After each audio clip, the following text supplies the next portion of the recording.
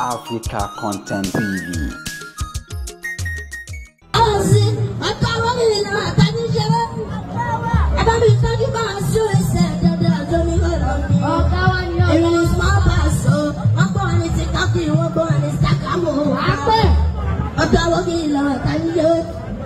Alhaji Pasuma yojo, Alhaji Pasuma, you wanna need that too. You go let that go. She go only a little about